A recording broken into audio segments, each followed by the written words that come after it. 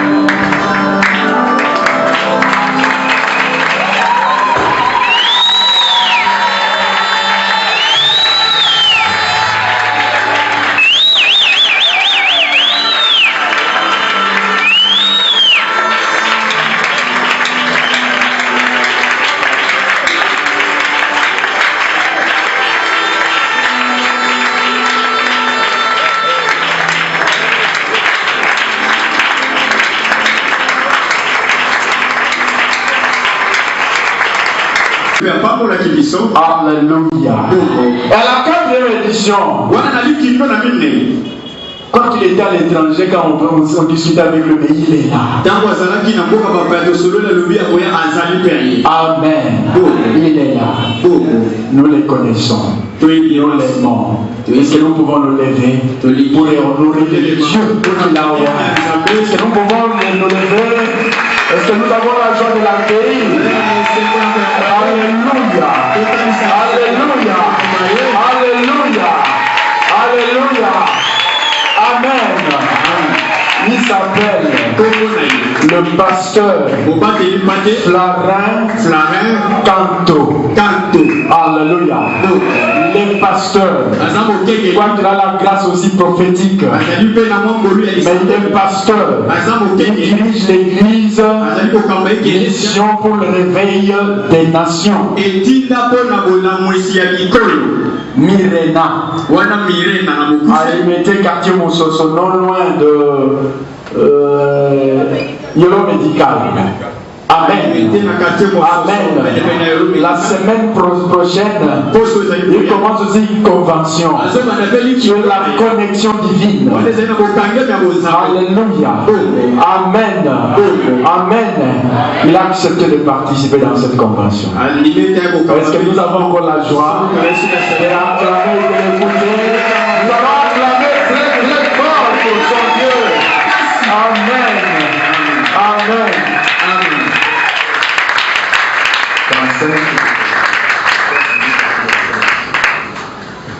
Est-ce qu'on peut acclamer les Seigneurs?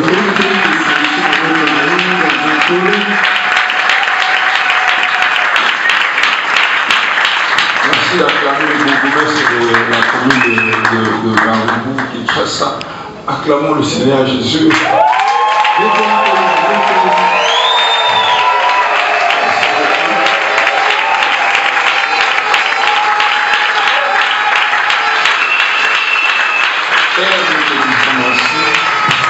Nous te sommes infiniment reconnaissants pour ce programme. Il t'a plu, Seigneur, de nous associer à ce programme. Certainement, tu nous apprends d'essuyer des forces, des révélations pour que ton peuple soit béni. Nous te recommandons ces instants, nous te prions de nous parler, de nous instruire, de nous toucher. Merci pour ta grâce. Nous te prions, Père, que nos paroles, nos pensées, nos actes de gloire, par le Saint-Esprit, au nom de Jésus-Christ, nous avons ainsi prié. Amen. Est-ce qu'on peut rester debout et honorer la parole de Dieu? Je nous propose un seul texte biblique. Actes des Apôtres, chapitre 16. À partir du verset 16.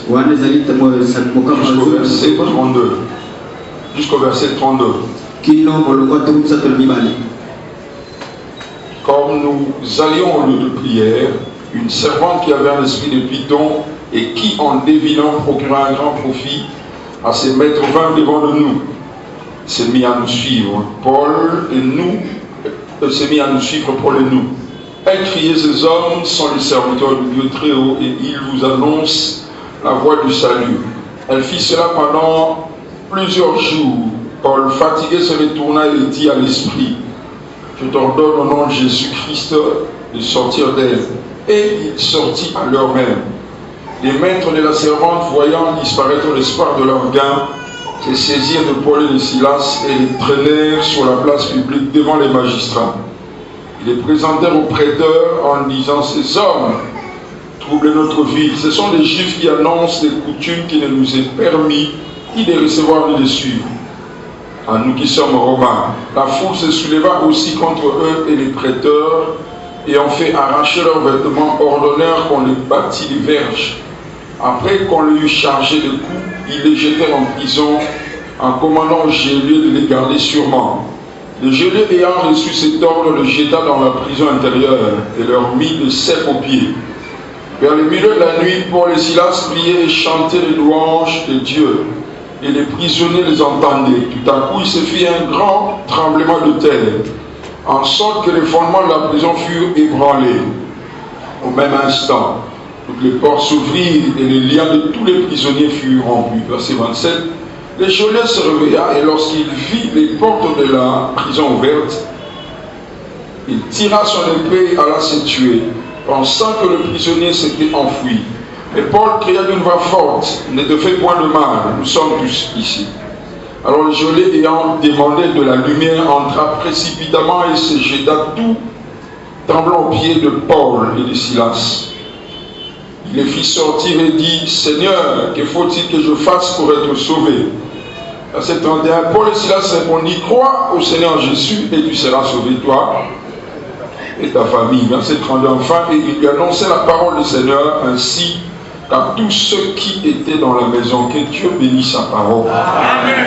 Nous acclamons la parole de Dieu et bénissons la parole de Dieu. Merci au pasteur Apollinaire de nous associer à ce programme. Merci à la coordination de nous associer à ce programme.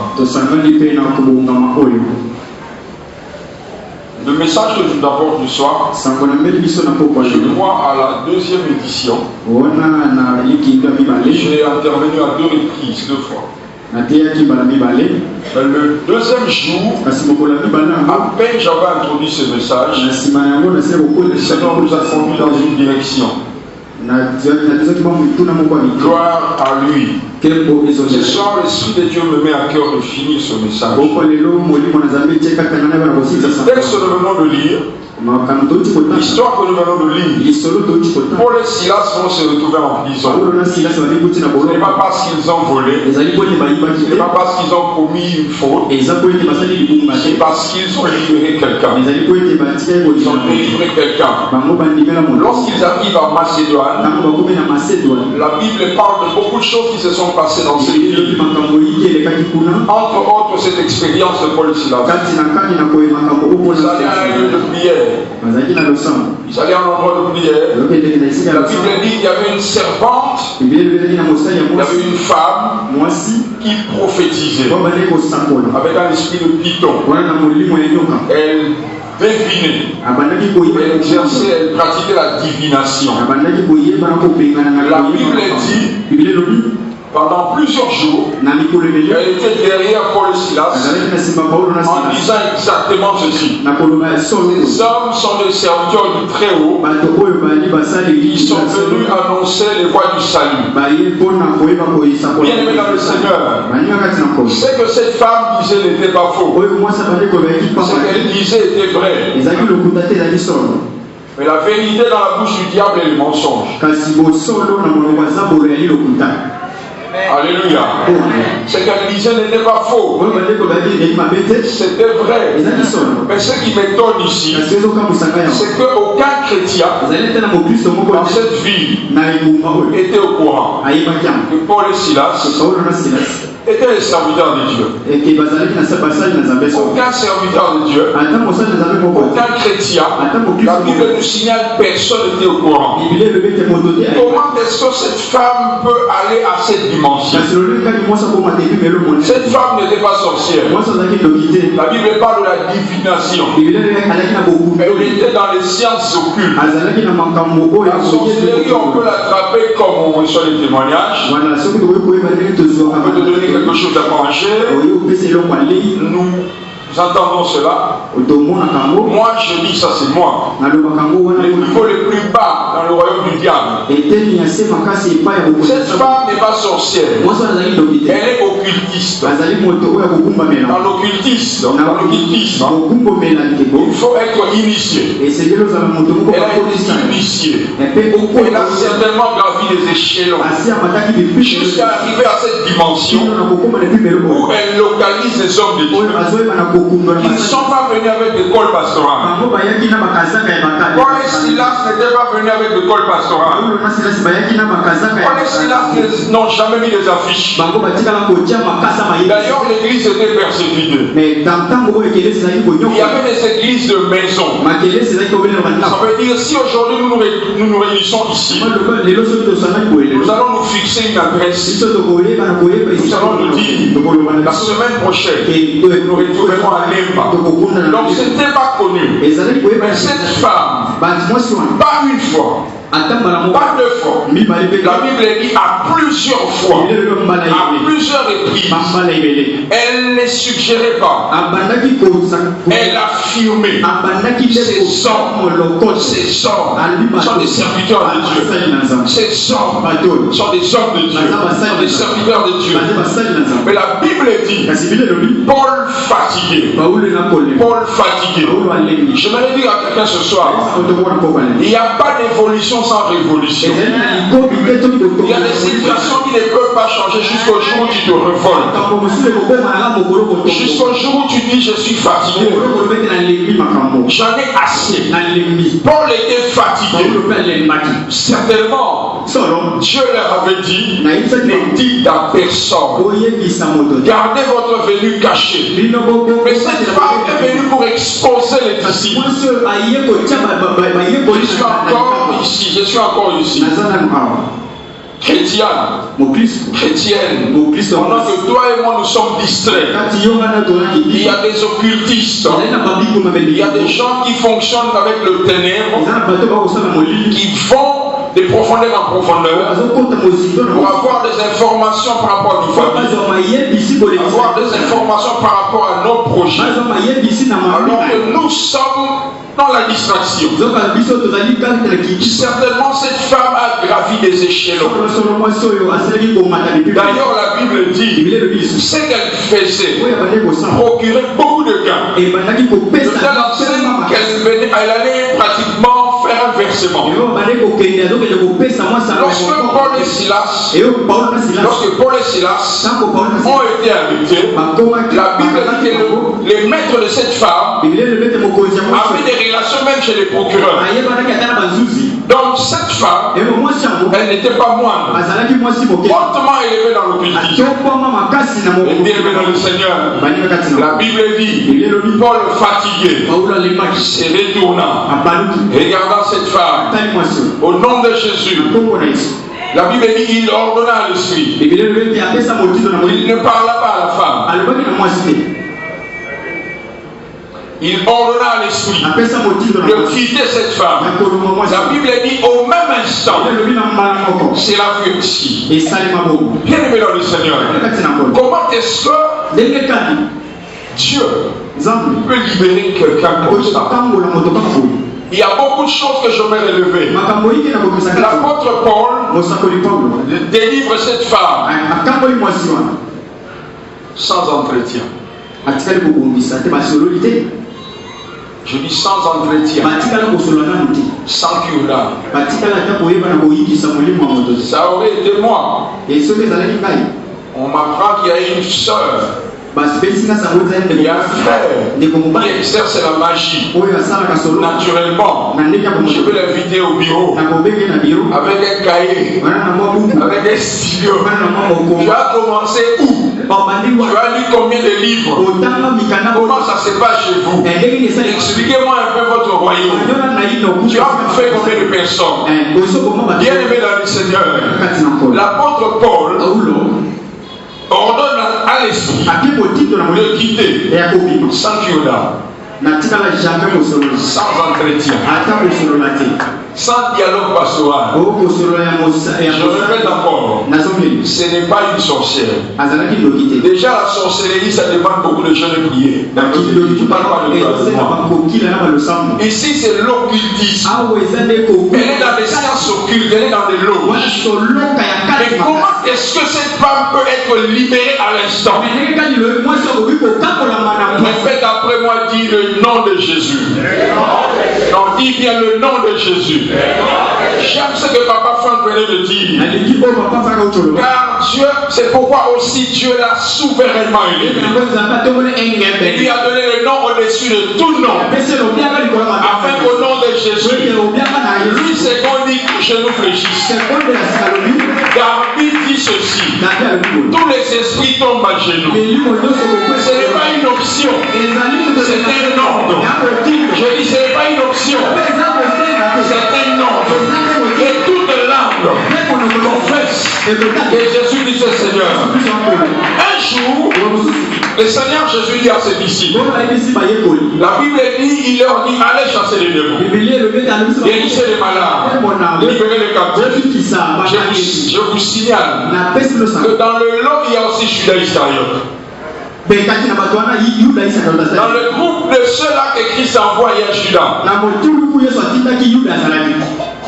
il est là-dedans. Il dit, allez chasser les démons. Ils vont là-bas. Des miracles arrivent. Des guérisons. Lorsqu'ils rentrent auprès du Seigneur, Maître, les démons nous sont soumis. Écoutez la réponse du Maître. Est-ce que quelqu'un peut acclamer pour la réponse du Maître? Si tu n'acclames pas, je ne le dis pas. Si tu n'acclames pas, je ne le dis pas. À chaque fois que je lis la réponse du Maître, Jésus dit ceci. Jésus dit ceci. Ne vous réjouissez pas du fait que les démons vous soient soumis. Réjouissez-vous parce que vos noms sont écrits dans le livre de vie.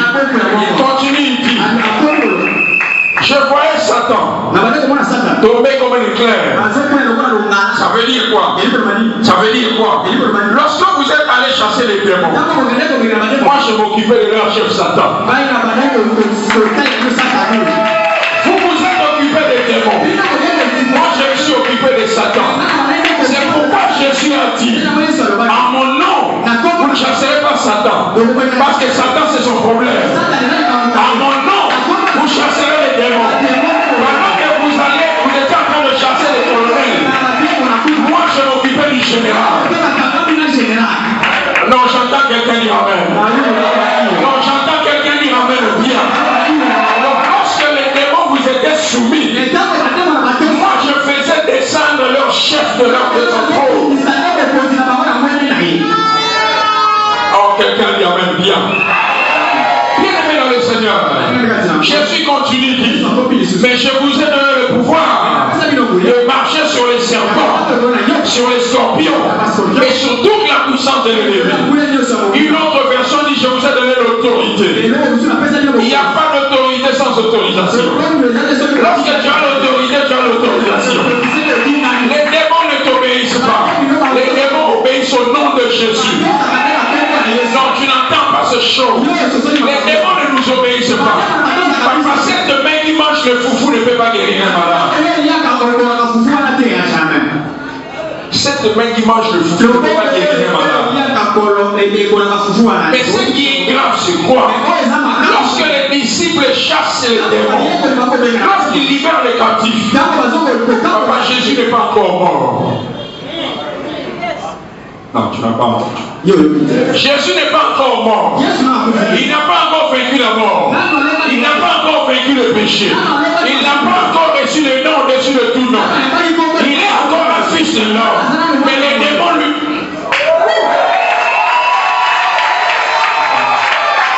Les démons sont soumis au nom de Jésus. Mais Jésus n'est pas encore mort. Ni ressuscité. Il n'a pas encore vaincu le péché. Il n'est pas encore assis à la droite de Dieu. Il n'a pas encore reçu le nom au-dessus de tout nom. Mais comment les démons lui obéissent? Et aujourd'hui, toi et moi, nous l'avons reçu. Nos noms sont écrits dans le livre de vie. Dieu a ressuscité Christ d'entre les morts. Et il a fait asseoir. Si ça a marché pour Judas, c'est pour toi. C'est pourquoi Paul et Silas,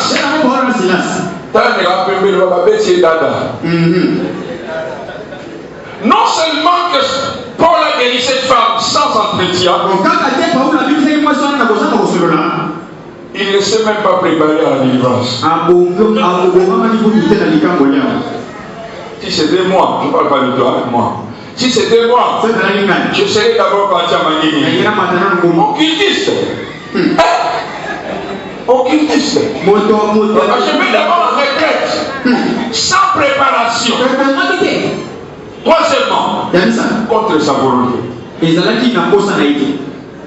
Contre la volonté de cette femme. Si c'était moi, j'avais dit ma soeur, répands-toi d'abord. Confesse d'abord. Je sais que le frère dit Yambolana. motema.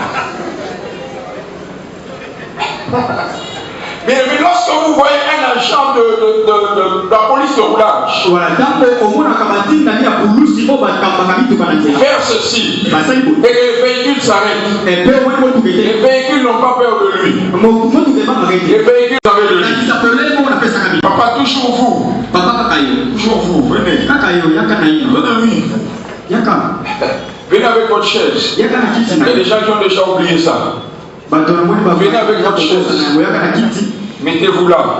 Regardez papa. La Bible dit, Dieu l'a fait asseoir à sa droite. Il a tout mis sous ses pieds. La Bible dit principauté. J'utilise ça, papa piétine ça, principauté. Dignité. Autorité, tous les esprits, tous les puissants, dans le monde spirituel, dans le monde visible et invisible, Dieu a tout mis sous ses pieds. Il a dit assieds-toi à ma droite. Qui piétine? Qui piétine? Qui piétine? Qui piétine? Non, c'est pas Dieu. Qui piétine? Jésus. Je vais vous prouver que ce n'est pas Jésus. La Bible dit ceci. Il a fait asseoir à sa droite. Il a donné pour suprême à l'église. Qui est son corps? Entre la tête et le corps qui piétine. Le corps, c'est l'église qui piétine. Jésus est la tête. L'église est le corps. C'est pourquoi il a dit, je vous ai donné le pouvoir de marcher sur les serpents, sur les scorpions et sur toute la puissance du diable. Papa, qu'est-ce qui va te nuire? Non, tu n'as pas entendu. Qu'est-ce qui va te nuire? Et pourquoi tu parles de blocage? Je répète, qu'est-ce qui va te nuire? Qui t'a fait asseoir à la droite de Dieu? Toi-même viens Dieu. Tu sais, la droite veut dire la puissance. Tu es assis au côté fort de Dieu. Au côté fort de Dieu. Les principautés, les dignités. Bien-aimé dans le Seigneur. Comment est-ce que lorsque tu étais païen, le diable n'a pas pu te bouffer? Maintenant, tu es assis à la droite de Dieu. Il va te bouffer comment? Je déclare au nom de Jésus, à ceux qui croient à ces choses, après cette réunion, après ces cultes, les portes vont s'ouvrir. Ton amen ne me convainc pas. Ton amen confirme encore que tu ne crois pas. Je déclare au nom de Jésus.